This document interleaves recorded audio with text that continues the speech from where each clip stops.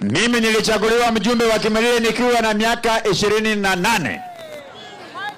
Nikiwa kijana mdogo zaidi.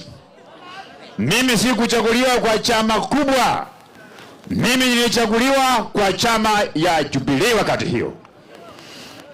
Mimi nikaanza hapo, yule ambayo niliangusha Suleiman Kasuti Murunga, ambaye alikuwa na pesa mingi, alikuwa tajiri, ambaye alikuwa kuna chama ambayo ilikuwa ndio yenye kusema hapa Bungoma. Lakini si kuchaguliwa kwa slogan, si kuchaguliwa alikuwa kuwa na mrengo ambayo wananchi walifikiria ile mrengo kubwa ya siasa. Nikachaguliwa kwa chama ya Jubilee. Mwaka 2022 pia nikachaguliwa kwa chama ya UDA. Mimi ningependa kuambia watu ya Bungoma, mkuwe kama watu wa Kimilili, mkienda kupiga kura, msichague chama, msichague kundi, msichague slogan, chagua akili ambayo mtu ako nayo ya kubadilisha maisha yenu.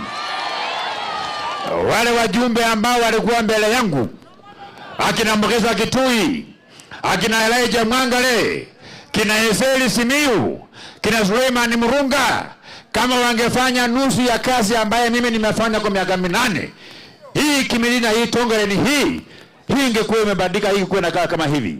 Haingekuwa na mijengo ya mashule ambayo inakaa kama mijengo ambayo imejengwa na mganga. Haingekuwa na barabara ambayo iko na maji ya green, maji ya blue, barabara ya pitiki. Inatesa walio hai na wenye wamekufa. Wale wako hai wanashindwa kufika nyumbani. Wale ambao wamekufa wakifika nyumbani wamepinduka kwa sanduku, wakifika mbinguni bafu inawauma, wanaomba wafinywe na maji moto, hali wengine wanapata lunch pale. Sasa wale ambao wanakuja hapa na kunitisha, yule gavana ya Trans Nzoia ambaye amekuwa na mazoea kutembea kunitisha kwamba mimi nisipokuwa na kundi fulani siwezi chaguliwa.